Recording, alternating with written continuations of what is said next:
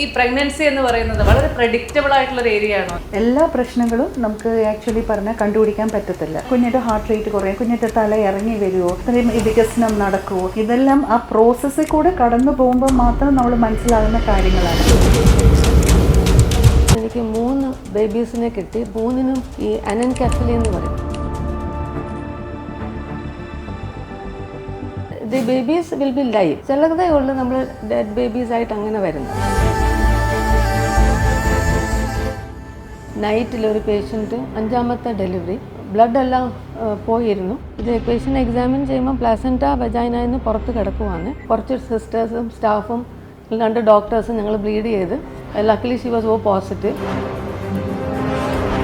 30 വയസ്സ് കഴിഞ്ഞ് മതി ഡെലിവറി എന്ന് തീരുമാനിക്കുന്ന ഒരുപാട് പെൺകുട്ടികളുണ്ട്. Do you guys want to get married in the future? No. Acceptable ആയി വരുക, പക്ഷേ അതുകൊണ്ട് നമുക്ക് കൂടുതൽ കോംപ്ലിക്കേഷൻ പ്രോബ്ലംസും കാണാറുണ്ട്.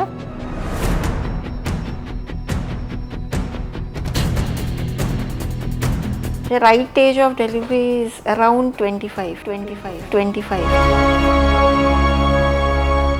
ഇപ്പൊ ഡോക്ടർ പറയുന്ന ഒരു 2-3 മാസം മുൻപ് മുതൽ തന്നെ ഡയഗ്നോസ് ചെയ്ത് ഇവാലുവേറ്റ് ചെയ്യണം.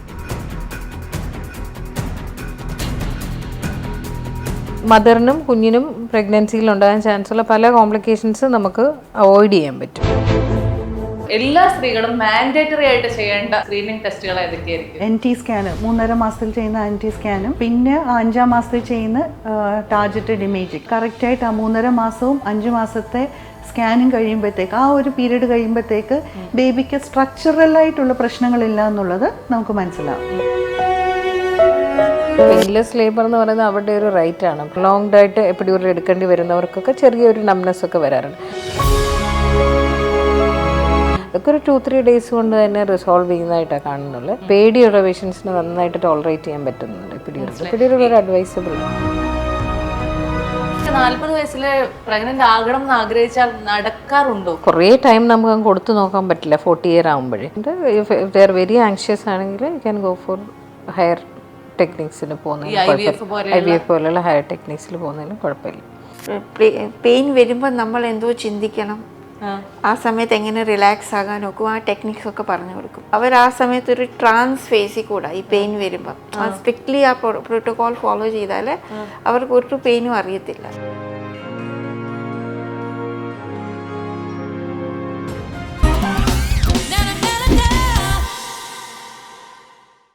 Hello everyone, welcome to the show. ഒരു പെൺകുട്ടി പ്രഗ്നന്റ് ആകാൻ തീരുമാനിക്കുന്ന ആ ദിവസം തൊട്ട് 100 തരം സംശയങ്ങളായിരിക്കും. എന്ത് തരം പ്രഗ്നൻസിയിലേക്കാണ് അല്ലെങ്കിൽ എന്ത് തരം ഡെലിവറിയിലേക്കാണ് പോകേണ്ടത്, ഏതൊക്കെ തരം ടെസ്റ്റുകളാണ് എടുക്കേണ്ടത്, എല്ലാ മരുന്നുകളും കഴിക്കേണ്ടതുണ്ടോ, ഇങ്ങനെയുള്ള ഒരു 100 ചോദ്യങ്ങൾ, 100 ഉത്തരമില്ലാത്ത ചോദ്യങ്ങൾ. അപ്പൊ ഇത്തരത്തിലുള്ള നിങ്ങൾക്ക് എന്തെങ്കിലും സംശയങ്ങളുണ്ടോ? നിങ്ങൾക്ക് പ്രഗ്നൻസിക്കുള്ള യഥാർത്ഥ പ്രായം എത്രയാണ്, അല്ലെങ്കിൽ ലേറ്റ് ആയിട്ട് പ്രഗ്നൻസി കൊണ്ടുപോയി കഴിഞ്ഞാൽ എന്തെങ്കിലും പ്രശ്നങ്ങളുണ്ടോ, ഇത്തരത്തിലുള്ള നിങ്ങളുടെ എല്ലാത്തരം ചോദ്യങ്ങൾക്കും മറുപടി നൽകുന്നത് doctor KM Cherian institute of medical sciences ചെങ്ങന്നൂരിലെ ഗൈനക്കോളജി വിഭാഗം ഡോക്ടേഴ്സാണ് doctor Annie, doctor Rekha, doctor Shoshamma and doctor Dona. Welcome to the show. ഇത്രയും ഡോക്ടേഴ്സ് ഇരിക്കുമ്പോൾ ഗൈനക്കോളജിയെ കുറിച്ച് ഇങ്ങനെ ആഴത്തിലും പരപ്പിലും അറിയാവുന്ന ഒരുപാട് ഡോക്ടേഴ്സ്, പ്രത്യേകിച്ച് ശോശാമ്മ മാഡം ഒക്കെ 45 വർഷത്തിലധികമായിട്ട് ഡെലിവറി ഒക്കെ ഹാൻഡിൽ ചെയ്യുന്ന മാഡത്തിൽ നിന്ന് തന്നെ തുടങ്ങട്ടെ. മാഡത്തിന്റെ ജീവിതത്തില് ഏറ്റവും എന്താ പറയാ വളരെ ഇൻട്രസ്റ്റിംഗ് ആയ ഒരു പേഷ്യന്റിന്റെ സ്റ്റോറി പറയാനുണ്ടാവില്ലേ? 1983 നൈറ്റിലൊരു പേഷ്യൻറ്റ് 5ാമത്തെ ഡെലിവറി, ഫ്ലഡ്സിൻ്റെ ടൈമാണ്. അപ്പം അവരെ ഒരു റിവർ ക്രോസ് ചെയ്ത് ഒരു കട്ടിലയിലാണ് ആൾക്കാർ കൊണ്ടുവരിക. ഹോസ്പിറ്റലിൽ വന്നപ്പം ഷീസ് ബ്ലഡ് എല്ലാം പോയിരുന്നു.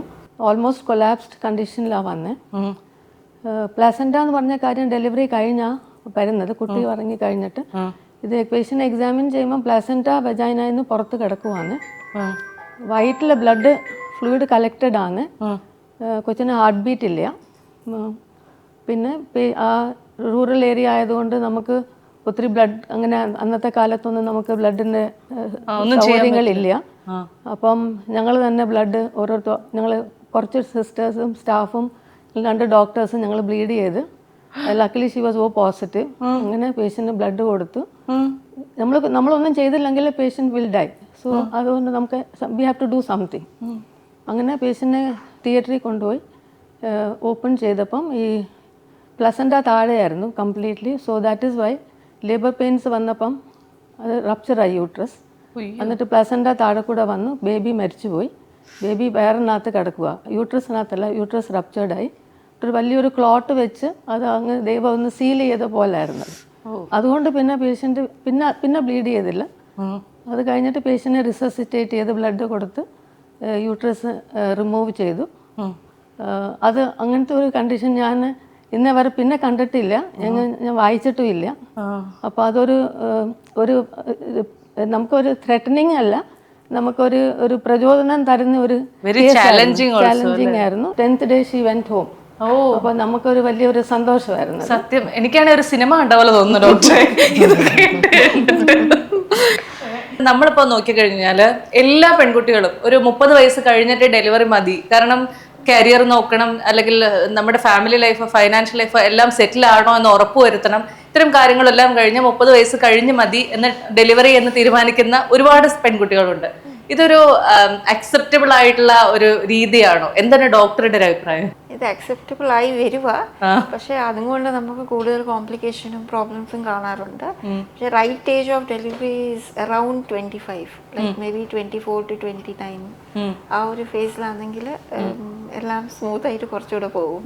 പക്ഷേ ഇപ്പൊ 30 കഴിഞ്ഞാൽ എന്താ ആക്ച്വലി സംഭവിക്കുന്നത്? മദറിനും റിസ്ക് ഉണ്ട്, ഓരോ complication, age related BP, sugar കൂടുതലായിട്ടും വരാം. പിന്നെ ബേബീസിനും ഡിഫക്ട്സ് ഒക്കെ കുറച്ചുകൂടെ വരാം. ഇപ്പം എല്ലാം സ്ക്രീനിങ് ചെയ്ത് കണ്ടുപിടിക്കുന്നുണ്ട് മിക്കവാറും, എന്നാലും അതിൻ്റെതായ വ്യത്യാസങ്ങളുണ്ട്. ഡോക്ടറുടെ ഒരു അഭിപ്രായത്തിൽ ഒരു പെൺകുട്ടി ഏത് കാലം മുതലാണ് ഡെലിവറി സംബന്ധമായിട്ട് ഒരു ഗൈനക്കോളജിസ്റ്റിനെ കാണേണ്ടത്? പ്ലാൻ ചെയ്ത് പ്രഗ്നൻ്റ് ആകുന്നതാണ് എപ്പോഴും നല്ലത്.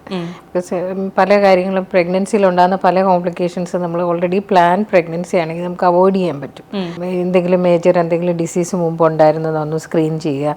പിന്നെ 2 months ബിഫോർ തൊട്ട് ഫോളിക് ആസിഡ് ടാബ്ലറ്റ് ഒക്കെ സ്റ്റാർട്ട് ചെയ്താൽ കുഞ്ഞിനുണ്ടാകുന്ന പല ഈ ന്യൂറൽ ട്യൂബ് ഡിഫക്ട്സ് എന്നൊക്കെ പറയും, അങ്ങനെ പല കോംപ്ലിക്കേഷൻസ് നമുക്ക് അവോയ്ഡ് ചെയ്യാം.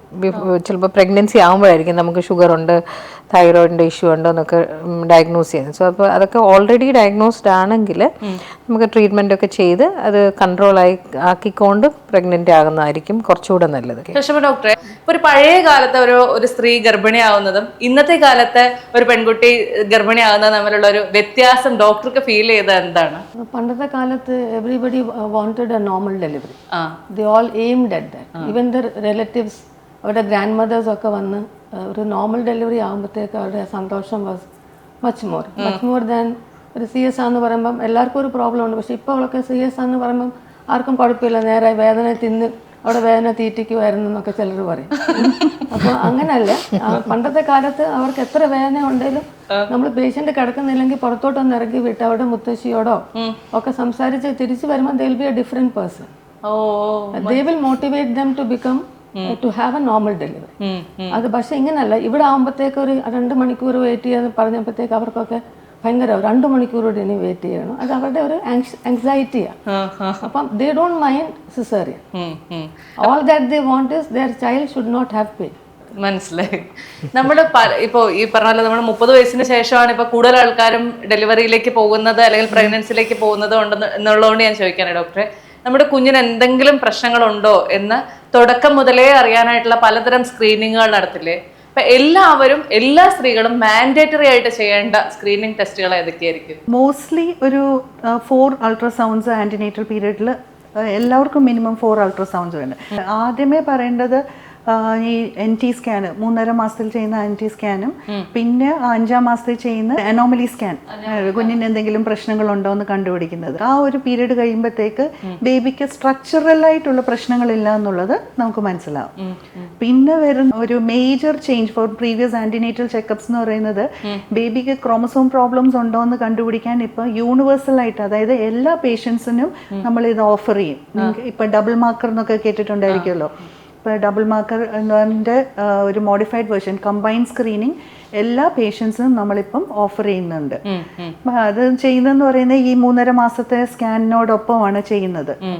അന്നേരം ചെയ്യുമ്പോൾ ഈ കോമൺ ആയിട്ട് കാണുന്ന ഡൗൺ സിൻഡ്രോം പോലത്തെ ഉള്ള ക്രോമസോം പ്രോബ്ലംസ് നമുക്ക് പിക്കപ്പ് ചെയ്യാൻ പറ്റും. കമ്പൈൻ സ്ക്രീനിങ് മിസ്സായി പോവുകയാണെങ്കിൽ ചില റീസൺസ് ചിലർ ഗൾഫിനൊക്കെ വരുമ്പോൾ അവർ ആ പീരീഡ് മിസ് ചെയ്യും. അത് ഒരു 14 വീക്സിനകത്താണ് ചെയ്യേണ്ടത്. അപ്പോൾ അന്നേരം അവർ മിസ് ചെയ്യുകയാണെങ്കിൽ 16 to 20 വീക്സിലാണെങ്കിലും നമുക്ക് ക്വാഡ്രപ്പിൾ മാർക്കർ എന്ന് പറഞ്ഞ ടെസ്റ്റുകളുണ്ട്. അപ്പോൾ ഇത് ചെയ്ത് കറക്റ്റായിട്ട് ഈ അനിപ്ലോയിഡി സ്ക്രീനിങ്ങും ചെയ്ത് നമ്മൾ 5-ാം മാസത്തെ സ്കാനിങ് കംപ്ലീറ്റ് ചെയ്യുമ്പോഴത്തേക്ക് almost sure that the baby is structurally and common aneuploidies ഇല്ല എന്നുള്ളത് നമുക്ക് കണ്ടുപിടിക്കാൻ പറ്റും. മനസ്സിലായി. ഈ അടുത്ത കാലത്ത് കേട്ട പല വാർത്തകളുണ്ട്. അതായത് ആശുപത്രിയിലേക്ക് പോവാതെ വീട്ടിൽ തന്നെ ഡെലിവറി എടുക്കുന്നു, അതൊരു ഭയങ്കര മഹത്തരമായ കാര്യമാണ് എന്ന് പറഞ്ഞ പല ആളുകളും പറഞ്ഞു ഞാൻ കേട്ടിരുന്നു. ഇവർ ചെയ്യുന്ന അല്ലെങ്കിൽ ഇവർ മനസ്സിലാക്കേണ്ടുന്ന ഒരു യാഥാർത്ഥ്യം എന്താണ് ഡോക്ടറെ? ഇത് ഭയങ്കര റിസ്ക്കിയാണ് വീട്ടിലെ ഡെലിവറി എന്ന് പറയുന്നത്. പഴയ കാലത്ത് ചെയ്തു, അന്നേരം മെറ്റർണൽ ന്യൂനേറ്റൽ മോർട്ടാലിറ്റി ഒത്തിരി ഹൈ ആയിരുന്നു. അപ്പോൾ ഒത്തിരി മദേഴ്സും we lose so many mothers and babies. പക്ഷേ എപ്പോഴും അണ്ടർ സൂപ്പർവിഷൻ ആയിരിക്കണം. എന്ന് വെച്ചാൽ പ്രഗ്നൻസി എന്ന് പറയുന്നത് അത്ര സ്മൂത്ത് കാര്യമൊന്നുമല്ല. ഓരോ സ്റ്റേജിലും ഓരോ കോംപ്ലിക്കേഷൻസ് വരാം.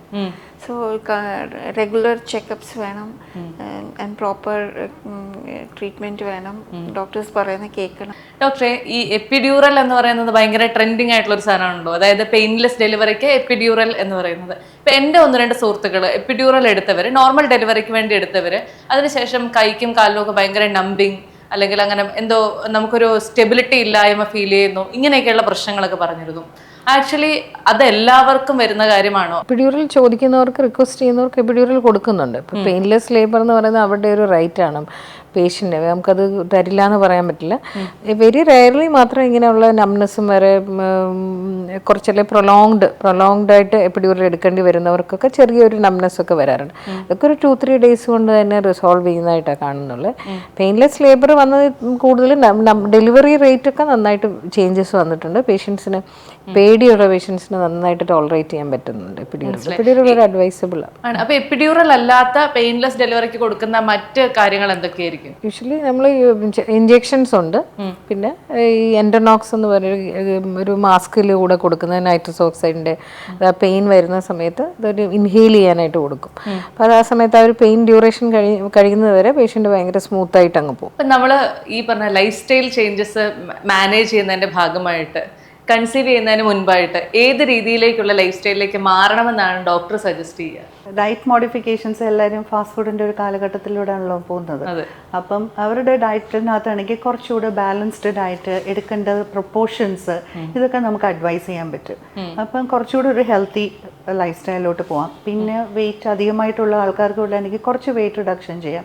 ഇപ്പോൾ വളരെ കോമൺ ആയിട്ട് കാണുന്ന പോളിസിസ്റ്റിക് ഓവറിയൻ ഡിസീസ് ഉണ്ടല്ലോ. അപ്പോൾ അങ്ങനെയുള്ളവർക്കാണെങ്കിൽ ഒരു ഓപ്റ്റിമൽ വെയിറ്റിലോട്ട് വരുവാണെങ്കിൽ പ്രഗ്നൻസിയിലും അവരുടെ ഔട്ട്കം നല്ലതായിരിക്കും. കണ്ടുവരുന്ന ഒരു കാര്യം, പോളിസിസ്റ്റിക് ഓവറിയൻ ഡിസീസ് ഉള്ള ആൾക്കാർക്ക് ഈ ഗർഭാത്തൻ്റെ വായുടെ കുറച്ച് സോഫ്റ്റ് ഇങ്ങനെ ഓപ്പൺ ആവാനുള്ള ഒരു സാധ്യതയൊക്കെ ഉള്ളവർ. സോ ഇങ്ങനെയൊക്കെയുള്ള ചേഞ്ചസ് വരുത്തപ്പം അവർക്ക് കുറച്ചുകൂടി ഫേവറബിൾ ഔട്ട്കം വരുന്നുണ്ട്. പിന്നെ diet and life style modification at exercise is A very important part. ഇപ്പം നമ്മൾ കമ്പൾസറി ആയിട്ട് നമ്മൾ പ്ലാൻ ചെയ്ത് എടുക്കണം. സോ ഒരു 30-40 മിനിറ്റ്സ് ഓഫ് ഒരു മോഡറേറ്റ് എക്സസൈസ് എല്ലാവരോടും അഡ്വൈസ് ചെയ്യും. ആദ്യത്തെ 3 മാസമാണ് ഏറ്റവും അധികം ഗർഭിണികൾ ശ്രദ്ധിക്കേണ്ടത്. കാരണം അബോർഷൻ ഉണ്ടാവാനുള്ള സാധ്യതകൾ വളരെ കൂടുതലായിട്ടുള്ള ഒരു സമയമാണ്. അതുകൊണ്ട് പരമാവധി അടങ്ങി ഒതുങ്ങിയിരിക്കണം. അങ്ങനെ വലിയ തലകുത്തി മറിയുന്ന പരിപാടികൾക്കൊന്നും പോകരുത്. ഇങ്ങനെയൊക്കെയുള്ള കുറേ കാര്യങ്ങൾ കേട്ടിട്ടുണ്ട്. അത് എത്രത്തോളം ശരിയാണ് ഡോക്ടറെ? സ്ട്രിക്റ്റായിട്ട് അങ്ങനെ ബെഡ് റെസ്റ്റ് ഒന്നും അങ്ങനെ പറയുന്നില്ല. പിന്നെ ഡിപ്പെൻഡ്സ് ഓൺ പേഷ്യൻറ്റിനനുസരിച്ച്. ഇപ്പോൾ പ്രീവിയസ് റെക്കറൻറ്റ് അബോർഷൻസ് വന്നിട്ടുള്ള പേഷ്യൻസാണ്, ഇപ്പം ട്രീറ്റഡ് പ്രഗ്നൻസിയാണ്, IVF പ്രഗ്നൻസി ഒക്കെയാണ്. ഡിപ്പെൻഡ്സ് ഓൺ ദ പേഷ്യൻസ് നമ്മൾ കുറച്ച് റെസ്റ്റൊക്കെ അഡ്വൈസ് ചെയ്യാറുണ്ട്. അതർവൈസ് സ്പോണ്ടേനിയസ് ആയിട്ട് കൺസീവ് ചെയ്ത പേഷ്യൻസ് ആണെങ്കിൽ അങ്ങനെ വലിയ റെസ്റ്റിന്റെ ഒന്നും ആവശ്യമില്ല. അല്ല, ഇപ്പൊ ഈ 3 മാസം എന്ന് പറയുന്ന ഒരു റിസ്കി സമയമാണ്. ഈ ടൈം എന്ന് പറയുന്നത് ഏർലി പ്രഗ്നൻസിയിലാണ് ബേബിയുടെയും ഓർഗനോജൻസിസും ഓർഗൻസ് എല്ലാം ഫോം ചെയ്യുകയൊക്കെ ചെയ്യുന്ന സമയം. സോ ആ സമയത്ത് ഇപ്പോൾ ഡ്രഗ് എക്സ്പോഷറും ബാക്കിയുള്ള കാര്യങ്ങളും മെഡിസിൻസ് എടുക്കുന്നതും അങ്ങനെയുള്ള കാര്യങ്ങൾ കുറച്ച് കെയർഫുൾ ആയിരിക്കണം. പിന്നെ നോർമൽ റുട്ടീൻസ് ഒന്നും ചെയ്യുന്നതിനൊന്നും പ്രത്യേകിച്ച് ഇഷ്യൂസ് ഒന്നുമില്ല. ഈ എൻ്റെ അമ്മയോട് ഞാൻ ഇപ്പോൾ കുറച്ച് വർഷങ്ങൾക്ക് മുമ്പ് അമ്മ എനിക്ക് PCOD ഉണ്ടെന്ന് ചെന്ന് പറഞ്ഞപ്പം അമ്മ ചോദിച്ചു ഇതെന്ത് PCOD, ഇതൊക്കെ എന്ത് സാധനം, ഇതൊക്കെ ഞാൻ ഇന്നുവരെ കേട്ടിട്ട് പോലും ഇല്ല എന്ന് പറഞ്ഞു. ഈ PCOD ഒക്കെ പക്ഷെ ഞങ്ങളുടെ ഒരു കാലഘട്ടത്തിൽ ഇത് ഭയങ്കര ട്രെൻഡിങ് ടേം ആണ് PCOD എന്ന് പറയുന്നത്. ഒരു 10-20 വർഷത്തിനുള്ളിൽ അല്ലെങ്കിൽ 10 വർഷത്തിനുള്ളിൽ കേട്ടു തുടങ്ങിയ ടേം ആണോ, അതോ അതിന് മുൻപുള്ളവർക്ക് ഈ അസുഖം ഉണ്ടായിട്ടില്ലേ? ഈ അസുഖം എല്ലാം ഉണ്ട്, നമ്മൾ പഠിച്ചിട്ടുണ്ട്, പക്ഷെ നമ്മൾ പേഷ്യൻസിനെ അങ്ങനെ കാണാറില്ല. Lifestyle was different. അവരെല്ലാ ജോലിയും, വീട്ടിലെ കുട്ടി സ്കൂളിൽ പോകുന്നതിന് മുമ്പ് അമ്മയെ സഹായിച്ച് മിറ്റം തൂത്ത് വെള്ളം കോരി കൊടുത്ത് അങ്ങനൊക്കെ ചെയ്തു പോയ കുട്ടികളാണ്. അപ്പം ആ എക്സസൈസ് അവർക്ക് കുഞ്ഞിലേ ഉണ്ട്. പിന്നെ ഇപ്പൊ നമ്മള് ഇച്ചിരി ദൂരം പോകണമെങ്കിൽ നമ്മളൊരു ഓട്ടോ എടുക്കും അല്ലെ വണ്ടിയിൽ പോകും. അവരൊക്കെ 5 കിലോമീറ്റർ ഒക്കെ നടന്ന് സ്കൂളിൽ പോയ കുഞ്ഞുങ്ങളാണ്. അപ്പൊ അവർക്ക് അങ്ങനെ ഒരു ഡിസീസ് വരാനുള്ള സാധ്യത വാസ് വെരി വെരി ലെസ്.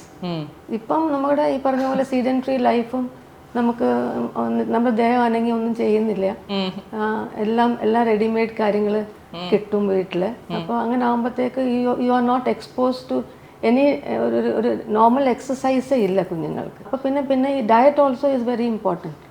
അന്നൊന്നും ഇങ്ങനത്തെ ഇപ്പോൾ കിട്ടുന്ന ഫുഡൊന്നും ഫാസ്റ്റ് ഫുഡൊന്നും കിട്ടത്തില്ല. ആകെ കൂടെ ബേക്കറി കിട്ടുന്നത് പിന്നെ ഈ ഇത് ബ്രെഡ് മാത്രമേ കിട്ടത്തുള്ളൂ, അല്ലെ ഈ കുട്ടി ബൺസ്, അത് മാത്രമേ ഉള്ളായിരുന്നു. അല്ലാതെ ബേക്കറിയിലൊന്നും ഇല്ല. അപ്പം അതുകൊണ്ട് പിള്ളേർ ഒന്ന് ബൺ കഴിക്കും, അതൊരു വലിയ ദോഷമുള്ള കാര്യമല്ല. പിന്നെ അമ്മ വീട്ടിലുണ്ടാക്കി വെച്ചേക്കുന്ന രാവിലത്തെ ബ്രേക്ക്ഫാസ്റ്റ് ആയിരിക്കും അവർ വൈകിട്ട് വന്ന് അത് തന്നെ കഴിക്കും, ആർക്കും പരാതിയില്ല. അപ്പോൾ അങ്ങനെ ആ ജീവിതം പോയത് കൊണ്ട് it was a different role of parents and children. ഒരു നല്ലൊരു ലൈവ്ലിഹുഡ് ആയിരുന്നു.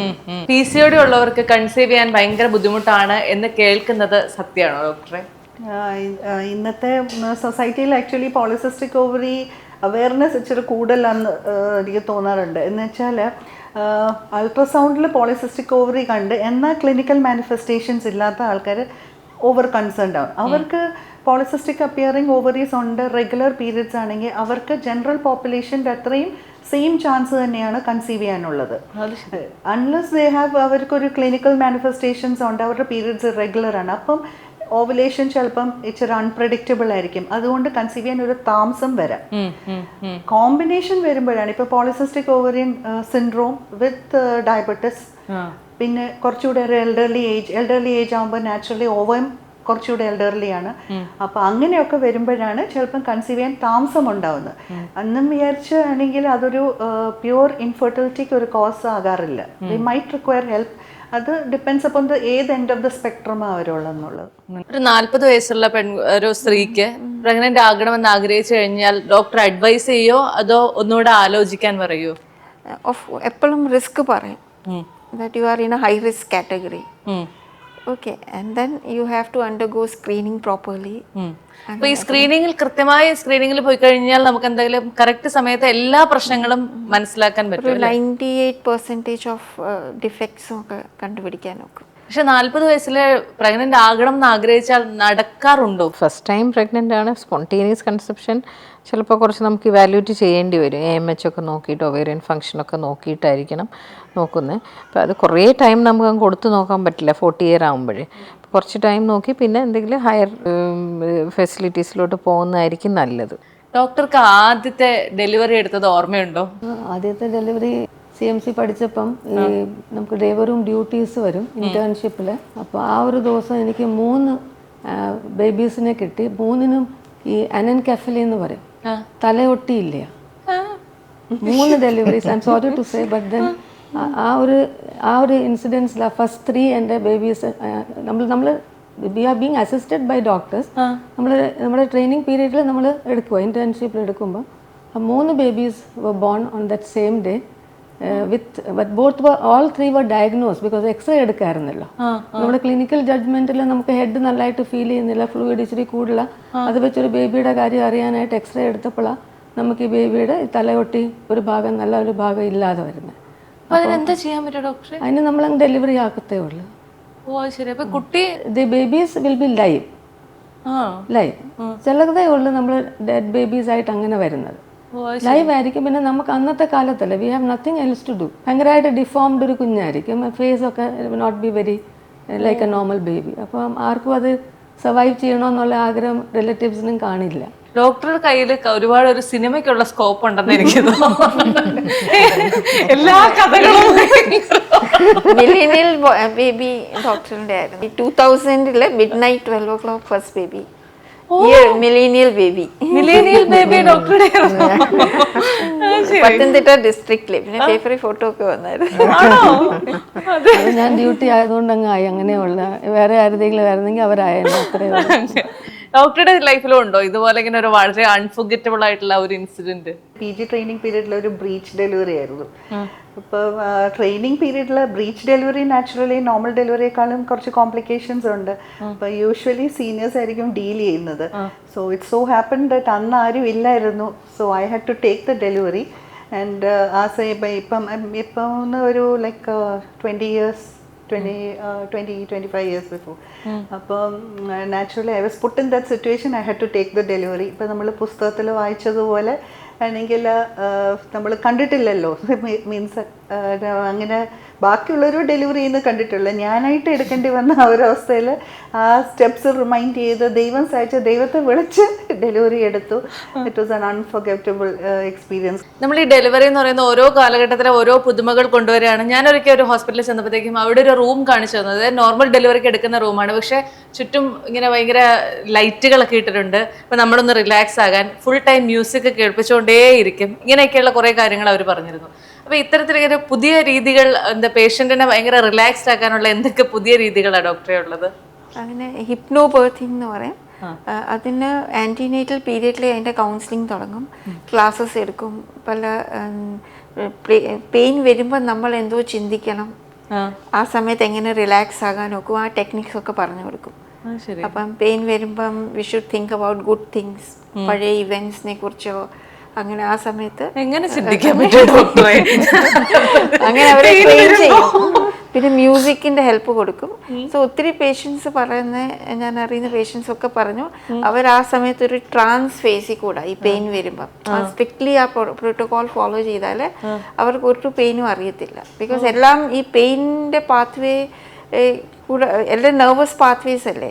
അപ്പം നമ്മൾ അതിനെ പെയിനെ റീപ്ലേസ് ചെയ്ത് വേറെ തോട്ട്സ് ഒക്കെ റിലാക്സ് ചെയ്ത് അപ്പോൾ അവർക്ക് അത് പെയിൻ അപ്രീഷിയേറ്റ് ചെയ്യത്തില്ല. പെയിൻ ഉണ്ട്, പക്ഷെ അവർ അതിനെ അത്ര ഡിസ്ട്രാക്റ്റഡ് ആകും. അപ്പോൾ അതിൻ്റെ ഒരു കൗൺസിലിങ്ങും സെഷൻസ് ഒക്കെ ഉണ്ട്. അപ്പോൾ അവരൊരു ട്രാൻസ് ഫേസിലായിരിക്കും. പെയിൻ വരുമ്പോൾ അവർ വേറെ ചിന്തകൾ, വേറെ കാര്യങ്ങളൊക്കെ ആലോചിച്ച് അതിലങ്ങ് ഇൻവോൾവ് ആയി മ്യൂസിക് ഒക്കെ കേട്ട്. അപ്പോൾ ഇതൊന്നും അറിയത്തില്ല.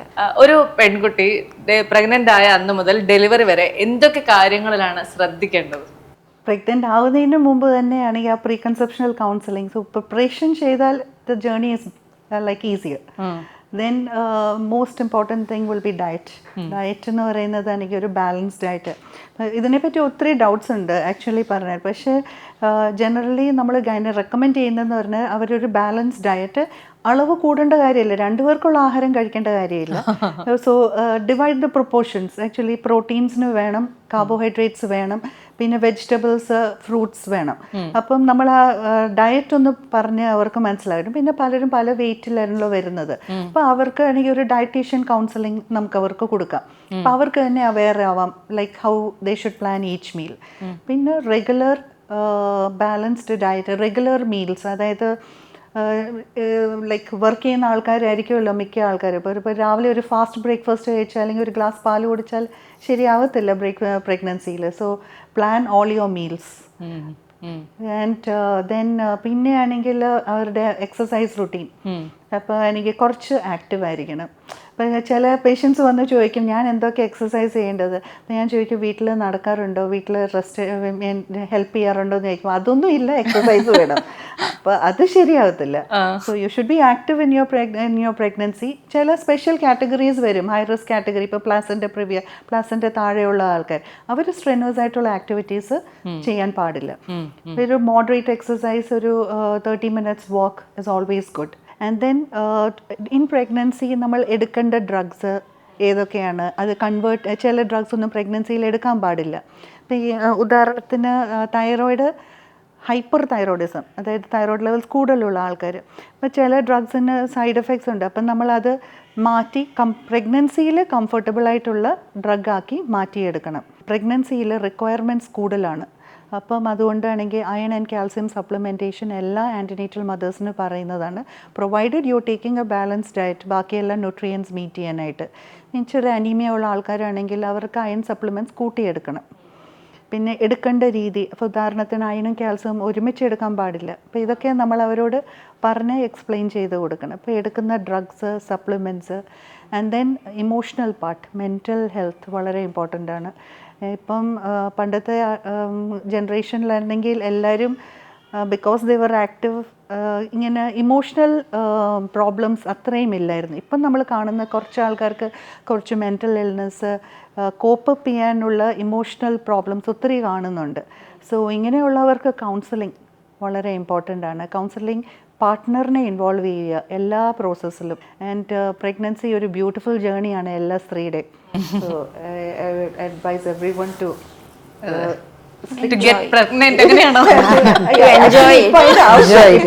അങ്ങനെ ആവശ്യം വേണ്ടി വരുന്നുണ്ട്. ഈ പ്രഗ്നൻസി എന്ന് പറയുന്നത് വളരെ പ്രഡിക്റ്റബിൾ ആയിട്ടുള്ള ഒരു ഏരിയ ആണോ? എല്ലാം ഇങ്ങനെ വളരെ നമ്മൾ പറയുന്ന പോലെ എല്ലാം നമ്മൾ വിചാരിക്കുന്നത് പോലെ തന്നെ നടന്നു പോകുന്ന ഒരു പ്രോസസ് ആണോ? ആക്ച്വലി ഒരിക്കലും അല്ല. Including pregnancy. പ്രഗ്നൻസിയിൽ നമ്മൾ സ്ക്രീനിങ് ടെസ്റ്റ് എല്ലാം ചെയ്യുന്നുണ്ട്, അൾട്രാസൗണ്ട്സ് എല്ലാം ചെയ്യുന്നുണ്ട്. നല്ല കണ്ടുപിടിക്കാത്ത ഒത്തിരി കാര്യങ്ങളുണ്ട്. ഫോർ എക്സാമ്പിൾ ആണെങ്കിൽ നമ്മുടെ ശരീരത്തെ ആക്ച്വലി പറഞ്ഞ 46 പേഴ്സ് മീൻസ് 46 ക്രോമസോംസ് ആണെന്നുള്ളത്. അപ്പോൾ ഈ സ്ക്രീനിങ് ടെസ്റ്റുകളിൽ നമുക്ക് ആക്ച്വലി ആ ക്രോമസോം ലെവൽ അല്ലെങ്കിൽ ആ ഒരു ലെവൽ വരെയൊക്കെ നമുക്ക് കണ്ടുപിടിക്കാൻ പറ്റത്തുള്ളൂ. അപ്പം മിസ് ചെയ്ത് പോകുന്ന ഒത്തിരി gene mutations at very minute level, ഇത് കാരണം ഉണ്ടാകുന്ന ചില പ്രശ്നങ്ങൾ, എല്ലാ പ്രശ്നങ്ങളും നമുക്ക് ആക്ച്വലി പറഞ്ഞാൽ കണ്ടുപിടിക്കാൻ പറ്റത്തില്ല. സ്കാനുകളിൽ ചെയ്യുമ്പം സ്ട്രക്ചറൽ അനോമലീസ്, അതായത് ഹാർട്ടിന് ഡിഫക്റ്റ് ഉണ്ടോ, അല്ലെങ്കിൽ കിഡ്നിക്ക് ഡിഫക്റ്റ് ഉണ്ടോ, ചെവിക്ക് ഡിഫക്റ്റ് ഉണ്ടോ, അല്ലെങ്കിൽ വിരലുകൾക്ക് ഡിഫക്റ്റ് ഉണ്ടോ, ഇങ്ങനെ കണ്ടുപിടിക്കാൻ പറ്റുമായിരിക്കും. ദാറ്റ് ഈസ് അനാറ്റമിക്കൽ ഡിഫക്ട്സ് കണ്ടുപിടിക്കാൻ പറ്റും അൾട്രാസൗണ്ട്. അൾട്രാസൗണ്ടിൽ കൂടെ ഓട്ടിസം കണ്ടുപിടിക്കാൻ പറ്റുമോ എന്ന് ചോദിച്ചാൽ തീർച്ചയായിട്ടും ഇല്ല. അതൊരു ഫിസിയോളജിക്കൽ പ്രോബ്ലമാണ്. അപ്പോൾ അതുകൊണ്ട് അൾട്രാസൗണ്ടിൽ കണ്ടുപിടിക്കാത്ത ഒത്തിരി കാര്യങ്ങളുണ്ട്. പിന്നെ ഡെലിവറിയോട് ചേർന്ന് വരുമ്പോഴത്തേക്കാണെങ്കിൽ എല്ലാം നോർമലായിരുന്നു. അവസാനം എന്തുകൊണ്ട് ഈ പ്രോബ്ലം ഉണ്ടായെന്ന് ചോദിച്ചാലാണെങ്കിൽ ഒത്തിരി അൺപ്രഡിക്റ്റബിൾ ആയിട്ടുള്ള കാര്യങ്ങളുണ്ട്. നോൺ കോംപ്ലിക്കേഷൻസ് ആണ്. ലൈക്ക് അൺഎക്സ്പെക്റ്റഡ് ആയിട്ട് ആൻറ്റിപാർട്ടം ബ്ലീഡിങ് ഉണ്ടാകാം, ഈവൻ പ്ലാസൻ്റ താഴെ അല്ലെങ്കിൽ പോലും. അപ്പോൾ അത് സഡൻ സെപ്പറേഷൻ ഓഫ് പ്ലാസൻ്റ. അപ്പോൾ ആ sudden separation of placenta if മദറിന് പുറത്ത് ബ്ലീഡിങ് ഉണ്ടാവുകയാണെങ്കിൽ മദറിന് കണ്ടുപിടിക്കാൻ പറ്റും, ഷി വിൽ റിപ്പോർട്ട്. ഇനി തന്നെ അത് സെപ്പറേറ്റ് ചെയ്ത് അകത്ത് വന്ന് കുഞ്ഞിന് അനക്കം നിന്നാൽ അൺലെസ് ദ മദർ റിപ്പോർട്ട്സ് അത് കണ്ടുപിടിക്കാൻ സാധ്യമല്ലല്ലോ. അതുപോലെ post delivery during the process of birth, നമ്മൾ നോർമൽ ഡെലിവറിക്ക് ഇപ്പം മിക്ക പേഷ്യൻസും അന്വേഷിക്കാറുണ്ട് എനിക്ക് നോർമൽ ആവുമോ എന്നുള്ളത്. Unless you go through that process ആണെങ്കിൽ കുഞ്ഞിൻ്റെ ഹാർട്ട് റേറ്റ് കുറയും, കുഞ്ഞിൻ്റെ തല ഇറങ്ങി വരുമോ, ഇത്രയും വികസനം നടക്കുമോ, ഇതെല്ലാം ആ പ്രോസസ്സിൽ കൂടെ കടന്നു പോകുമ്പോൾ മാത്രം നമ്മൾ മനസ്സിലാകുന്ന കാര്യങ്ങളാണ്. ഓരോ സ്റ്റേജും അസസ് ചെയ്താണ് ലേബറിൽ കൊണ്ടുപോകുന്നത്. എലക്റ്റീവ് ഇൻഡിക്കേഷൻസ് ഫോർ സിസേറിയൻ ഉണ്ട്. അപ്പോൾ അങ്ങനെയുള്ളവരെ തീർച്ചയായിട്ടും നമ്മൾ സിസേറിയന് എടുക്കത്തുള്ളൂ. ഉദാഹരണത്തിന് പ്ലാസൻ്റ പ്രിവിയ, അതുപോലെ കുഞ്ഞിൻ്റെ വെയിറ്റ് ഒരു 4 കിലോയ്ക്ക് മേലെയാണെങ്കിൽ അവരെ നമ്മളൊരു നോർമൽ ലേബറിലൂടെ കടത്തി വരേണ്ട കാര്യമില്ല, because of the risk of complications. Post delivery വരുമ്പോഴത്തേക്കാണെങ്കിൽ ബ്ലീഡിംഗ് ഒക്കെ, പക്ഷേ ഞാനൊക്കെ എൻ്റെ ഡെലിവറി കഴിഞ്ഞ സമയത്ത് കേട്ടത് ബ്ലീഡിങ് ഭയങ്കര കോമൺ ആണ്, ഇത് കുറച്ച് ദിവസത്തേക്ക് ഭയങ്കരമായ ബ്ലീഡിങ് ഉണ്ടാകുമെന്നൊക്കെയായിരുന്നു. അപ്പം അങ്ങനെ അത് നോർമൽ അല്ലേ? Bleeding in a normal amount. അപ്പം നമ്മൾ എക്സ്പെക്ട് ചെയ്യുന്ന ഒരളവുണ്ട്. അപ്പം പോസ്റ്റ് പാർട്ടം ബ്ലീഡിങ് ആണെങ്കിൽ, മീൻസ് പോസ്റ്റ് ഡെലിവറി ബ്ലീഡിങ് ആണെങ്കിൽ അപ് ടു 3 weeks വരെ കുറച്ച് അല്ലെങ്കിൽ ഒരു that is a normal amount. It is not a brisk bleeding. ഞാൻ ഉദ്ദേശിച്ച ബ്ലീഡിംഗ് എന്ന് പറഞ്ഞാൽ ഒരു ഹെവി ബ്ലീഡിംഗ് ആണ്. അതെന്ന് പറയുമ്പോഴത്തേക്കാണെങ്കിൽ സഡനായിട്ട് അത്രയും ബ്ലഡ് നഷ്ടപ്പെടുമ്പോൾ അമ്മ ഷോക്കിലോട്ടോ കൊളാപ്സ് ചെയ്യുമോ പോവും. അപ്പം അതിന് പ്രിക്കോഷനായിട്ട് നമുക്ക് ഒത്തിരി മെഷേഴ്സ് ഉണ്ട്. മെഡിസിൻസ് കൊടുക്കാം, ഇഞ്ചെക്ഷൻസ് കൊടുക്കാം, അതിന് ചില ഡിവൈസുകൾ അവൈലബിൾ ആണ്, ചില ഇൻസ്ട്രുമെൻറ്റ്സ് അവൈലബിൾ ആണ് കൺട്രോൾ ചെയ്യാനായിട്ട്, സക്ഷൻ ക്യാൻഡില എന്നൊക്കെ പറഞ്ഞ്. എന്നാലും ഇതിലൊരു അൺപ്രഡിക്റ്റബിലിറ്റി ഉണ്ട്, ഇതിലൊന്നും കൺട്രോൾ ആകാത്ത ഹെമറേജ് ഉണ്ട്. അങ്ങനെയുള്ളവർക്ക് വേണ്ടി വന്നാൽ ഓപ്പറേഷൻ തിയേറ്ററിൽ കൊണ്ടുപോയി ലൈഫ് സേവിങ് ആയിട്ടുള്ള പ്രൊസീജിയേഴ്സ് ചെയ്യണം. ചിലർക്ക് യൂട്രസ് വരെ റിമൂവ് ചെയ്യേണ്ട അവസ്ഥകൾ സംഭവിക്കാറുണ്ട്. ആംനിയോട്ടിക് ഫ്ലൂയിഡ് എംബോളിസം എന്നൊക്കെ പറഞ്ഞുള്ള ഈ ആംനിയോട്ടിക് ഫ്ലൂയിഡ് മദറിന്റെ സർക്കുലേഷനിൽ കയറും. അത് മാസീവ് ആണെങ്കിൽ ഭയങ്കര സിവിയർ കോംപ്ലിക്കേഷൻസാണ്, കാർഡിയക് അറസ്റ്റ്. മൈൽഡ് ഡിഗ്രി ആണെങ്കിലും ബ്ലീഡിങ്ങിലൊക്കെ നിൽക്കുന്നത്. ഓ അത് ശരി. അപ്പം മാസീവ് എംബോളിസം വന്നാൽ ഇപ്പൊ രക്ഷപ്പെടുത്താൻ ഇങ്ങനെ ഭയങ്കര പ്രയാസം. ഈ ബ്ലീഡിങ്ങിന്റെ കാര്യമൊക്കെ കേട്ടതുകൊണ്ട് ഞാൻ ചോദിക്കാതെ, ഇത് പോസ്റ്റ് ഡെലിവറി, അപ്പോൾ ഒരാള് ഡെലിവറി കഴിഞ്ഞാൽ എത്ര ദിവസം ഹോസ്പിറ്റലിൽ തുടരണം? നോർമൽ ഡെലിവറി കഴിഞ്ഞ് 48 hours കഴിഞ്ഞിട്ട് കുഞ്ഞിനെ ഇവാലുവേറ്റ് ചെയ്ത് കുഞ്ഞിന് നോർമൽ ആണെങ്കിൽ വീട്ടിൽ വിടാറുണ്ട്. സിസേറിയൻ കഴിയുവാണെങ്കിൽ 72 hours കഴിയുമ്പോഴത്തേക്ക് വീട്ടിൽ പോകാം. അപ്പോൾ ഏതായാലും ഈ എപ്പിസോഡ് കാണുന്ന പ്രഗ്നന്റ് ആവാൻ ആഗ്രഹിക്കുന്ന സ്ത്രീകളെല്ലാം എത്രയും പെട്ടെന്ന് പ്രഗ്നന്റ് ആവട്ടെ, നല്ല ഡോക്ടർമാരെയും നല്ല ഹോസ്പിറ്റലുകളിലേക്ക് എത്താൻ സാധിക്കട്ടെ. ഇനി നിങ്ങൾക്ക് എന്തെങ്കിലും ബുദ്ധിമുട്ടുകളുണ്ടെങ്കിൽ doctor KM Cherian institute of medical science ചെങ്ങന്നൂരിലെ വളരെ വിദഗ്ധരായ ഡോക്ടേഴ്സാണ് ഉള്ളത്, ഇവരുടെ അടുത്തേക്ക് എത്തുക. അപ്പോൾ ഡോക്ടർമാർക്ക് wishing all the very best and thank you so much. Thank U.